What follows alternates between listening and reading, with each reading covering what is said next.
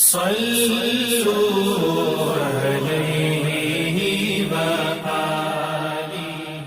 بخاری حدیث نمبر 11۔ لوگوں نے پوچھا یا رسول اللہ کون سا اسلام افضل ہے؟ تو نبی صلی اللہ علیہ وسلم نے فرمایا وہ جس کے ماننے والے مسلمانوں کی زبان اور ہاتھ سے سارے مسلمان سلامتی میں رہیں۔ صحیح بخاری حدیث نمبر 12۔ ایک دن ایک آدمی نے حضرت صلی اللہ علیہ وسلم سے پوچھا کہ کون سا اسلام بہتر ہے؟ فرمایا یہ کہ تم کھانا کھلاؤ اور جس کو پہچانو اس کو بھی اور جس کو نہ پہچانو اس کو بھی، الغرض سب کو سلام کرو۔ صحیح بخاری حدیث نمبر 13۔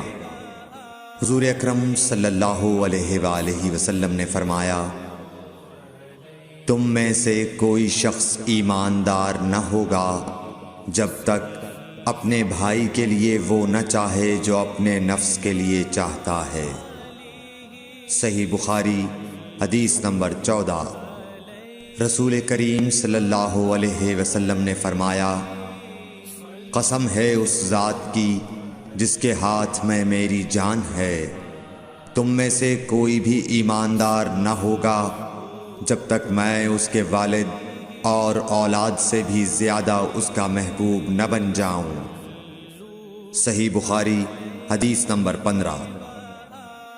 حضرت صلی اللہ علیہ وسلم نے فرمایا تم میں سے کوئی شخص ایماندار نہ ہوگا جب تک اس کے والد اور اس کی اولاد اور تمام لوگوں سے زیادہ اس کے دل میں میری محبت نہ ہو جائے۔ صحیح بخاری حدیث نمبر 16۔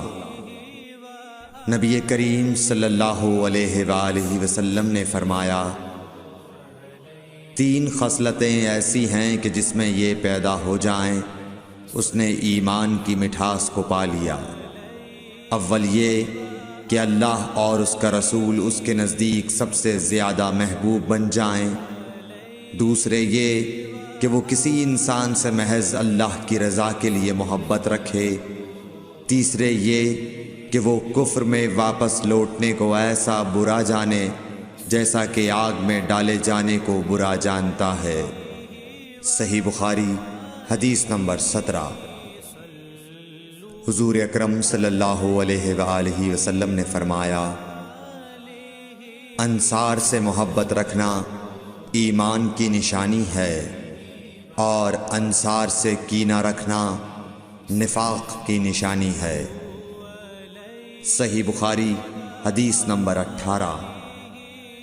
رسول اللہ صلی اللہ علیہ وسلم نے اس وقت جب آپ کے گرد صحابہ کی ایک جماعت بیٹھی ہوئی تھی فرمایا کہ مجھ سے بیعت کرو اس بات پر کہ اللہ کے ساتھ کسی کو شریک نہ کرو گے، چوری نہ کرو گے، زنا نہ کرو گے، اپنی اولاد کو قتل نہ کرو گے اور ناعمدن کسی پر کوئی ناحق بہتان باندھو گے اور کسی بھی اچھی بات میں اللہ کی نافرمانی نہ کرو گے۔ جو کوئی تم میں اس عہد کو پورا کرے گا تو اس کا ثواب اللہ کے ذمے ہے، اور جو کوئی ان بری باتوں میں سے کسی کا ارتکاب کرے اور اسے دنیا میں اسلامی قانون کے تحت سزا دے دی گئی تو یہ سزا اس کے گناہوں کے لیے بدلہ ہو جائے گی، اور جو کوئی ان میں سے کسی بات میں مبتلا ہو گیا اور اللہ نے اس کے گناہ کو چھپا لیا تو پھر اس کا معاملہ اللہ کے حوالے ہے، اگر چاہے معاف کرے اور اگر چاہے سزا دے دے۔ عبادہ کہتے ہیں کہ پھر ہم سب نے ان سب باتوں پر آپ صلی اللہ علیہ وسلم سے بیعت کر لی۔ صحیح بخاری حدیث number 19۔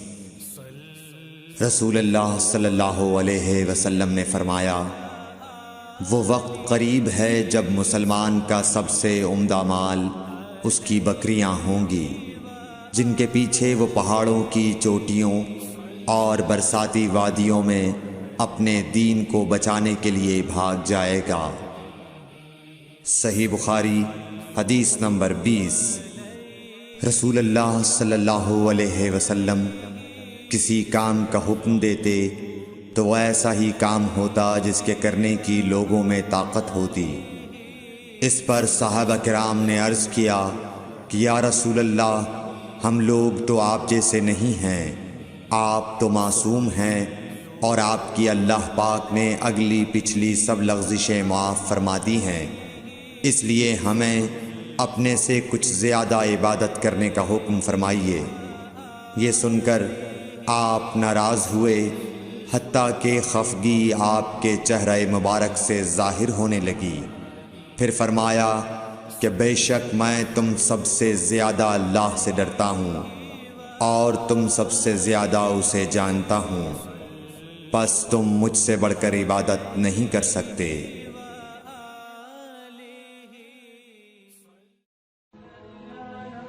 Thanks for watching. Don't forget to like, comment, share and subscribe to